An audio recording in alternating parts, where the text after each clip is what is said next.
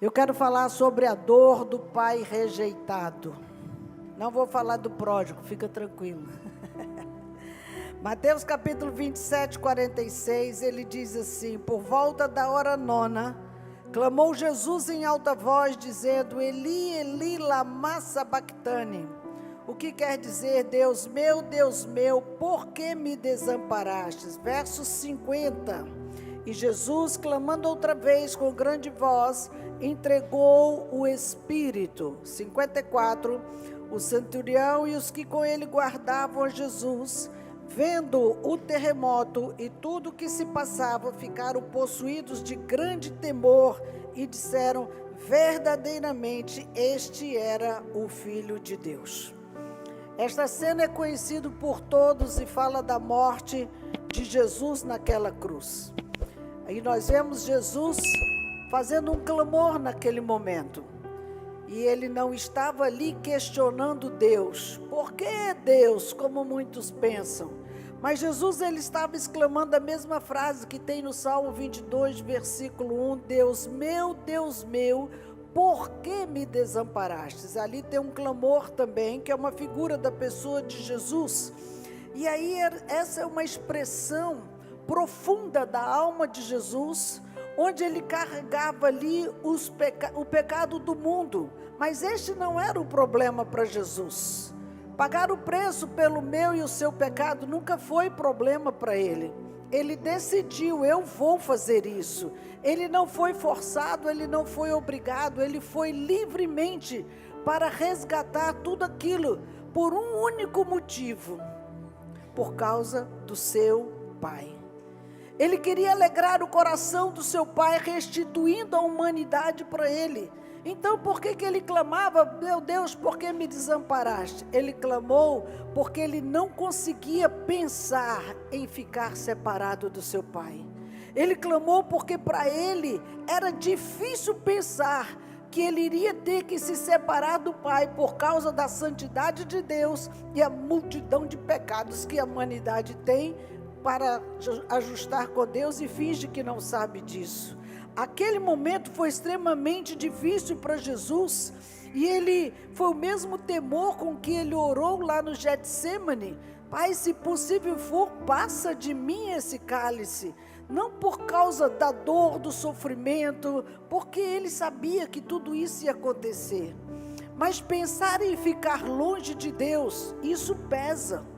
Todos aqueles que caminham com Deus, que conhecem a Deus, que experimentou o amor de Deus, que vive na presença de Deus, pensar que um dia possa viver sem Ele, não tem condição. Como vou viver nesse mundo sem Deus? Para onde eu irei se eu não tenho para onde voltar? Né? O que fazer com a nossa história de vida sem Ele? Para muitos não faz a menor importância, porque na realidade nunca conheceram a verdade da presença de Deus na sua vida. Mas para Jesus não, era uma agonia física muito terrível pensar que eu vou ficar um tempo sem meu Pai, um tempo sem comunhão, um tempo sem que eu possa estar falando com Ele, porque era uma prática diária estar na sua presença. Por isso ele sofreu tanto, irmãos. Tanto, mais do que apanhar, mais do que cuspir, bater, pregar o prego nas suas mãos. Foi dolorido, claro, não estou desvalorizando nada disso, mas a sua dor maior é pensar ficar longe do seu Pai. E é triste que nós vemos hoje que há muita gente não se importa com Deus. Muita gente não valoriza o tempo com Deus. Muita gente que até se diz cristão não tem prazer em estar com Deus. E às vezes só lembra de Deus no domingo. Só quando vem para o culto, quando vai para a missa, quando vai em algum lugar, ou na hora da dor, da dificuldade, do problema. Vive normalmente sem Deus. Será que conheceu Deus? Será que experimentou de verdade essa intimidade com Deus? Queridos, é impossível experimentar a graça do Senhor e viver longe dela. Nós estamos há mais de um mês trabalhando sobre graça nas células, em várias áreas, para que penetre isso dentro da nossa alma, da nossa carne, a dimensão da graça de Deus, em nos acolher, em nos trazer para perto, em nos levar a viver uma vida intensa, sem que seja um fardo, um peso a ser carregado. Por isso que a doação de Jesus, através daquela morte, ela trouxe 4 acontecimentos muito fortes, que não deixou dúvida quem era aquele homem. Quando lemos a palavra, nós ouvimos várias vezes a expressão: quem é este? Quem é esse homem? Quem é este homem? As pessoas queriam saber quem é Jesus, mas no dia da sua morte, ficou claro que ele não era um homem qualquer. A Bíblia mostra que houve o tempo dessas 4 coisas, aconteceram trevas sobre a terra, e essas trevas foi visível, todo o olho pôde ver que o tempo se escureceu. Eles puderam ver que o véu se rasgou de alto a baixo. Foi visível eles entenderem que toda barreira, todo obstáculo que tinha para o homem chegar diante de Deus, foi rompido naquela hora. E Deus disse: está consumado, bora, venham, todos podem ter acesso. No mesmo instante em que Deus rompe as barreiras para que pudéssemos chegar diante dele, nós colocamos barreiras para não ir a Deus. Olha a contramão da história. Deus tira os obstáculos, Deus tira as barreiras, Deus tira os impedimentos, mas nós colocamos barreiras, obstáculos e impedimentos para não chegar a Deus. Não, hoje não dá, está chovendo, está frio, está calor, estou sem carro, estou sem dinheiro, estou, e colocamos barreiras, argumentos, e não diz honestamente: eu não quero. Não, até quero, mas estou cansado, estou com preguiça. Às vezes até honesto para dizer: estou com preguiça. E ver deitado no sofá, na cama, largado aí, é muito mais cômodo. Mas você não vai na intimidade, você não vai na presença, você não toca o manto. Porque eu vi até uma pessoa: pegue lá, vai começar o culto, pegue lá a pipoca, pega a Coca-Cola, pega água, pega o que você quiser, um chocolate. Eu falei: oi? Nós não vamos ver uma sessão de cinema. Irmãos, a humanidade perdeu o senso do que é entrar no Santo dos Santos, do que é entrar na presença de Deus. Deus abriu, Ele rasgou o véu e disse: venham, agora não tem mais obstáculo, a cruz consumou essa história para que vocês cheguem a mim. E nós dissemos: não queremos ir não, nós temos alguma outra coisa mais importante para fazer. O que é mais importante do que o destino da tua alma? O que é mais importante do que você descobrir a essência da vida? E além disso, quando ele disse: está consumado, um grande terremoto foi visto por todos, porque as entranhas da terra se abalaram. A terra, irmãos, ela reconhece o poder, a graça e o poder de Deus. E hoje estão brincando com a natureza de Deus. É como se apertasse o botão, faz frio. Aperta o botão, faz um calor excessivo. Aperta outro botão, uma chuva de poeira, como teve no Marrocos, que escureceu a terra inteira em segundos. Que coisa doida é essa? Brincando com coisa altamente séria, que é a natureza do nosso Deus. E o 4º sinal foi a ressurreição dos mortos, depois da ressurreição de Jesus. Veja que são sinais evidentes que demonstram quem era este homem, que tanta gente queria saber enquanto ele era vivo e nunca credibilizou a voz da sua palavra. Quando ele falava, quando ele testemunhava, quando ele fazia os milagres, os prodígios, as maravilhas, achavam interessante, mas não queriam associar ele a Deus, porque tu é homem, tu é pecador, tu é igual a Deus. Veja, irmãos, que Jesus está mostrando algo aqui para nós, que nós precisamos entender. A doação que Ele fez por nós foi o modelo para que nós pudéssemos fazer o mesmo para abençoar a vida de alguém. Do jeito que Ele se doou por nós, o quanto nós nos doamos para resgatar uma vida. O comodismo tomou conta dos cristãos. Parece que estão anestesiados, que não querem sair da sua zona de conforto para pregar o evangelho a ninguém. Não querem se mostrar a ninguém. Não querem que você saiba que é crente. Por que não? Por que não? Quem me negar diante dos homens, eu negarei diante do meu Pai que está nos céus. Nós não temos motivo de nos envergonhar. Se você fica tímido, eles crescem e te montam em cima para que você não abra a boca para falar de Jesus. O Senhor te deu poder e autoridade para que você cresça e diga quem é você nessa terra. Eu sou filho de Deus, eu fui revestido de poder e autoridade para dizer quem é o meu Pai nesse lugar. Queridos, a honra a Deus é algo que está faltando. O temor a Ele é outro ponto que está faltando nessa terra. As pessoas perderam isso. Por isso que discipular uma vida não é simplesmente passar um conteúdo, é você formar a mente de Cristo no seu coração, para que não seja menino que quer chupeta toda hora, mas você amadureça e tenha o caráter de Cristo, tenha a vida de Cristo, caminhe na direção dele e leve outros juntos. Não vá sozinho. Leve outras pessoas a caminharem com Deus também. E essa doação, irmãos, tem uma linguagem que nós precisamos entender: amor. Se não tivermos o amor, não adianta você ser carismático, falar bonito, cantar bonito, tocar bonito, ter dinheiro, ser bonito até. Não adianta nada disso se não tiver amor pelo perdido. Amor pelo riquinho todo mundo tem. Mas e o perdido? Porque o riquinho também está perdido e não quer aceitar Jesus. É uma escolha. Mas tem muitas pessoas que não têm essa visão. Qual é a visão? De pai e filho. Isso aqui, irmãos, tem que estar muito claro dentro de nós, porque todos nós, o Senhor nos tornou como filhos, injetando na videira verdadeira. Ele nos tornou filhos legítimos, nos anexou à sua videira, fomos enxertados na oliveira verdadeira. E qual a finalidade disso? Só para dizer que agora somos filhos de Deus e nada mais? Todo filho tem compromisso com seu pai. Todo filho tem aliança com seu pai, todo filho tem amor pelo seu pai, todo filho deve a ele a obediência, sim, porque ele é o nosso pai. Se o Senhor nos fez filhos de Abraão, o que Deus estava dizendo, a promessa que está sobre Abraão vai vir sobre ti. Aí todo mundo, eu quero. Tá, mas Abraão, ele teve muitos filhos, mas ele foi pai.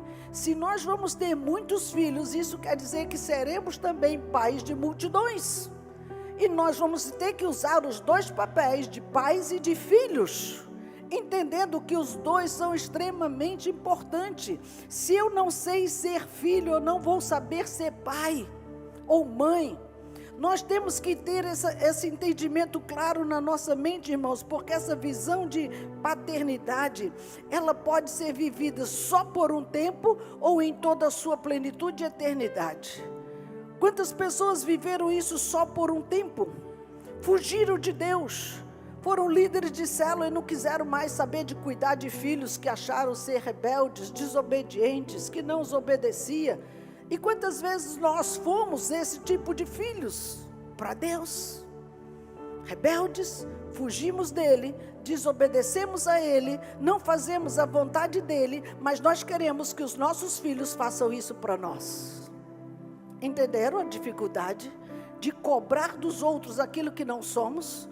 De querer que os outros nos façam aquilo que nós não fazemos, né? Nem para o próximo, mas para o Pai que comissionou a cada um de nós para realizar a sua obra, para fazer algo extraordinário nesse lugar. E por conta dessas atitudes, nós estamos vendo muitos pais feridos, muitos filhos feridos, porque foram abandonados e rejeitados. Não, eu nunca rejeitei Deus, Deus está aqui. Queridos, a crise e a rejeição, ele é uma característica do coração, é um problema exato do coração de quem é filho. Se tem 3 filhos, do meio se sente o sanduíche, é rejeitado. Se é só um, é rejeitado porque gosta de outra coisa. E aí vai, não vou nem entrar no mérito, não tenho muito tempo para isso. Mas essa rejeição por feridas que são causadas dentro das nossas casas, dentro da casa do Senhor, é pela ausência do amor. Seja o amor dos pais biológicos, seja pela ausência do amor de Deus. E isso causa um problema para os pais que sentem que seus filhos os rejeitam, que seus filhos não lhes amam, não lhes deem respeito, não lhes dão nenhum tipo de prazer, só tristeza com tantos desgostos que fazem. Na mesma proporção, pais, como você está agindo em relação a Deus, não é similar? É como uma gangorra, irmãos. Se estamos agindo corretamente, o outro lado está fixo. Mas no momento que pende para um lado, o outro tende a desequilibrar também. Se eu não caminho certo com relação a Deus, meu relacionamento familiar também vai entrar em decadência. Porque se eu subo para perto de Deus, eu vou buscar quem está lá embaixo para que ele suba também e volte para o equilíbrio. Agora, se eu desço numa degradação moral, eu tendo a também fazer o mesmo com a minha família. Há algo errado que não está deixando as famílias se estruturarem. E não adianta só dizer, ele é livre na escolha, ele faz o que ele quer. Não, todos nós temos limites, seja crianças, adolescentes, jovens, velhos, idosos, todos temos nossos limites e precisamos entender que o topo chama Deus. E o comando vem dele para que todos nós entremos nesse nível com ele. Por isso, queridos, que essa rejeição ao Deus, que você pode dizer, eu nunca rejeitei Deus. Eu nunca falei para ele que eu não o queria.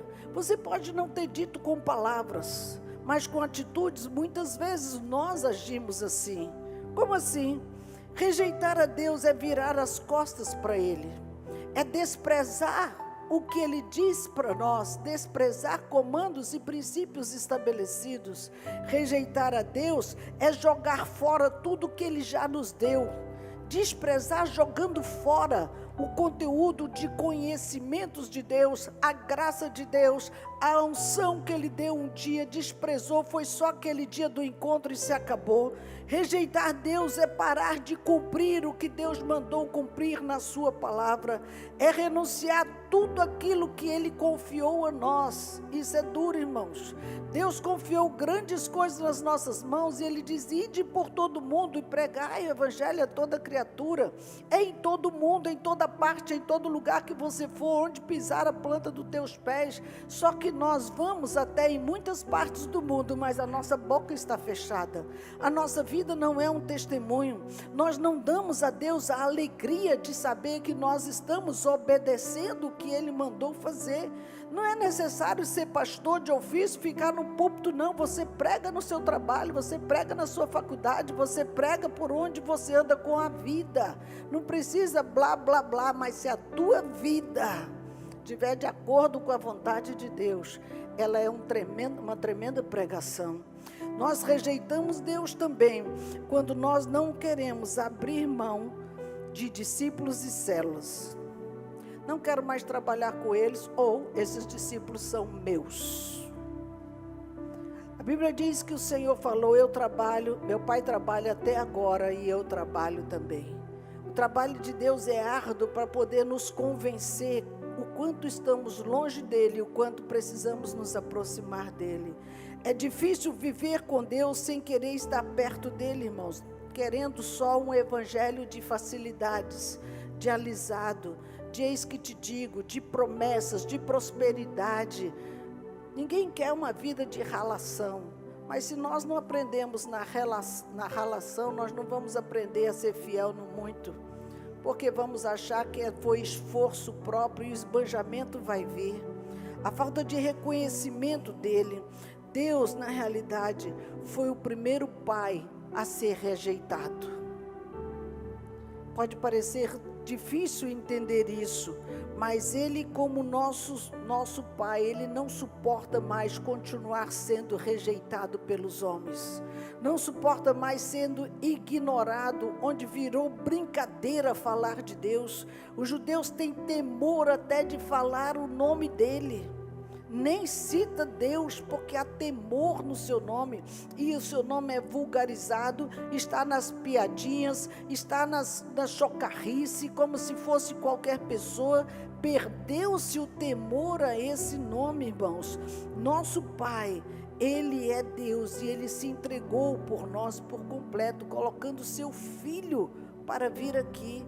Observe que o preço que Ele pagou foi para que vivêssemos com Ele, e nós decidimos viver conosco mesmo. Isso chama-se rejeição ao nosso Pai. Eu não te quero, Deus. Eu não vou caminhar contigo. Eu não estou nessa contigo. Eu vou cuidar da minha vida. É eu que mando. Meu corpo é meu mundo. Eu faço o que eu quero. Faz não. Porque se Ele recolher o fôlego do teu corpo, já era, mano. Já era. Não tem médico, não tem UTI, não tem máscara, não tem intubação que dê jeito. Porque o dono da vida é Ele. Ah, Ele vai me matar? Não, Ele está te dando oportunidades de voltar-se para Ele. Oportunidade de derrubar esse orgulho, essa soberba, e reconhecer o quanto estamos rejeitando a sua presença, quanto estamos rejeitando os seus conselhos, o quanto nós estamos virando as nossas costas para que Ele não intervenha na nossa própria vida. Por isso, queridos, que Deus precisava tratar esse nível de rejeição nos seus filhos. Deus ainda precisa tratar isso, porque Ele não quer que a gente continue ignorando a sua presença, ignorando que Ele não exista. Só lembra de Deus aqui, levanta a mão, aí levanta porque alguém pede. Não é algo voluntário de a sua adoração completa. Números capítulo 14, verso 34, ele diz: levarei sobre vós as vossas iniquidades 40 anos e tereis experiência do meu desagrado. Ele estava tão triste com Israel, tão triste com a forma como eles estavam tratando a sua liderança, que era Moisés, que ele disse: olha aqui, agora vocês vão andar sozinhos, beleza, mas vocês vão ver, vão ter a experiência do meu desagrado, da minha ausência. Como vai ser sem que a minha mão esteja sobre você, trazendo proteção, trazendo libertação, trazendo cura e paz. Por isso que a rejeição a Deus, irmãos, nos leva a ter experiência do seu desagrado. Diga misericórdia. Tem um texto na Bíblia que diz: agrada-te do Senhor e Ele satisfará os desejos do teu coração. Imagine, se eu não quero agradar a Deus, eu estou desagradando a Deus com as minhas ações, com a minha linguagem, com as minhas companhias, com tudo o que eu faço. Nós rejeitamos Deus, irmãos, quando nós dizemos não ao compromisso da sua chamada.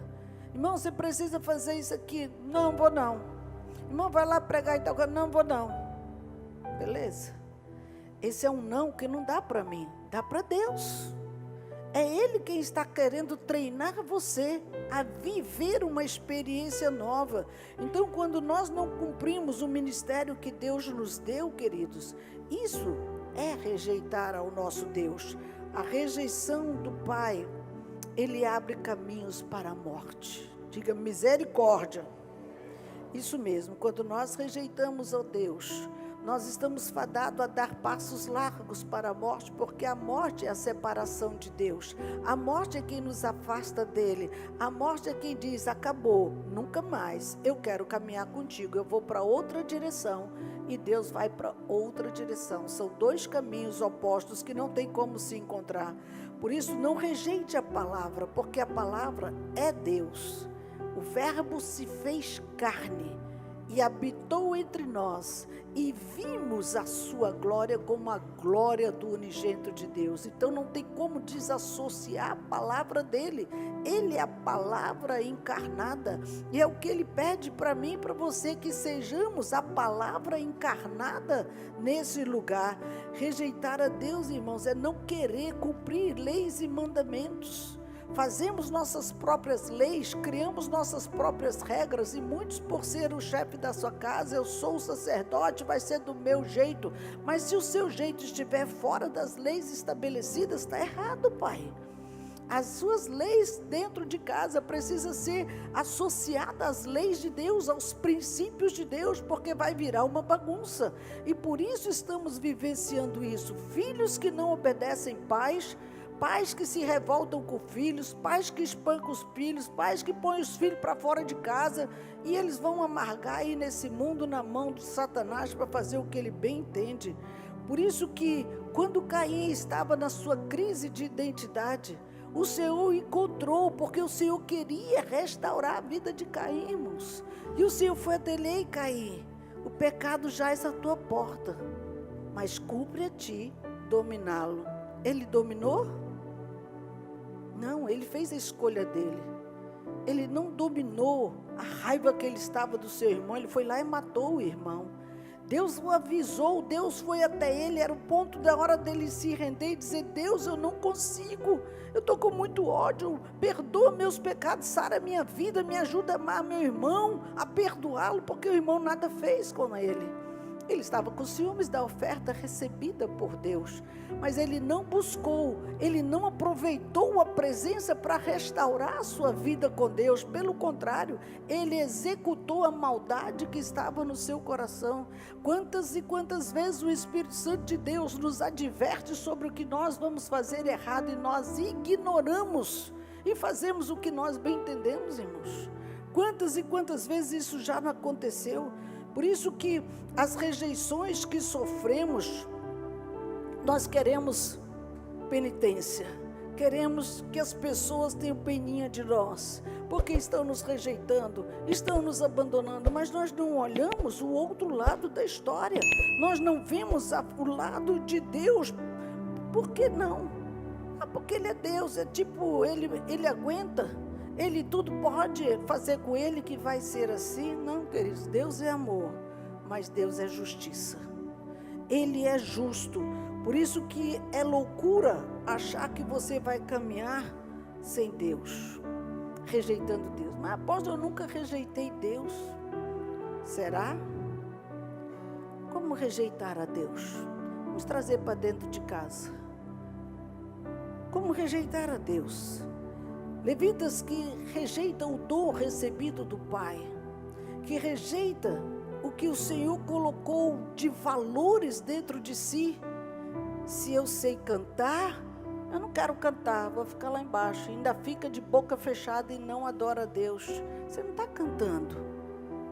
A diferença aqui, irmãos, não é palco, isso aqui não é auditório para ninguém gostar da nossa voz, aqui é um lugar de adoração. Se eu não posso aproveitar o dom da voz que me deu para adorar, essa voz vai servir para quê? Então você não precisa dela, e se ele tirar? Não, eu quero continuar com a minha voz. Vai adorar Satanás? Vai usar o seu dom para o outro? Rejeitando a bênção que Deus colocou na sua vida? E isso vale para todas as áreas. Outra coisa, filhos que rejeitam o chamado. Deus manda para algum lugar, não, mas eu quero ir para o outro. E no outro quebra a cara, porque Deus não queria naquele outro, Ele quer nesse aqui. Temos que ter sensibilidade para ouvir a voz de Deus, irmãos. Quando você rejeita a palavra, você está rejeitando o chamado. E quando você rejeita o chamado, você rejeita Deus. Tudo está em cadeia, porque Ele aqui é o grande arquiteto de tudo isso que existe nesse mundo. Foi Ele quem projetou. 1 Samuel capítulo 15, verso 22 e 23, ele disse: porque tu rejeitaste a palavra do Senhor teu Deus, Ele também rejeitará a ti. É duro isso, mas é real. Se já aconteceu no passado, acontece hoje também. Fomos chamados, irmãos, para viver não debaixo da maldição, mas debaixo da bênção de Deus. Ele diz: hoje eu coloco diante de ti a bênção e a maldição. Mas nós temos escolhido maldição porque nós rejeitamos a bênção. Queremos bênção que nos favorece, bênção que nos enriquece, bênção que nos leva à fama, que nos leva aos aplausos. Mas Deus não está buscando nada disso, irmãos. Quantas vezes que nós estamos na casa do Senhor e Ele está aqui dizendo: ei, eu sou o Pai que você está rejeitando todos os dias. Ah, é. E não tem conserto, não tem arrependimento, não tem mudança. e segue a vida. Palavra boa, Deus. Eu gostei da palavra hoje, mas vai embora e vive a mesma história, a mesma história. Queridos, hoje o Senhor te trouxe aqui para que você mude isso, para que você entenda que precisa parar de rejeitar Deus. Apóstola, mas hoje é o dia dos pais, a senhora está me batendo. Não estou te batendo, não. Eu estou querendo que você veja que às vezes você está apanhando dos filhos em casa porque está fazendo o mesmo para Deus. É seríssimo isso. Quando nós deixamos de ouvir Deus, os nossos filhos deixam de nos ouvir. Quando nós deixamos de manter a autoridade que Deus nos deu, eles não respeitam mais a nossa autoridade dentro de casa. Irmãos, se você não se posiciona, o diabo vai destruir a sua casa com você dentro dela. Diga misericórdia. Quantos filhos perdidos, quantos filhos que não estão nem aí, quantos filhos que abrem a boca e falam um monte de asneira para os seus pais, não tem mais um pingo de respeito. Ei, ponha limites. Não podemos fazer isso com o nosso Pai que está nos céus, e também nossos filhos não podem fazer conosco isso. Eles têm que saber o lugar deles. E hoje é um dia de voltarmos para Deus e pedir: Pai, lembra da oração do pródigo? Pequei contra os céus e contra ti. Já não sou digno nem de ser chamada tua filha, mas me põe como tua serva, não me rejeites, eu te quero assim mesmo.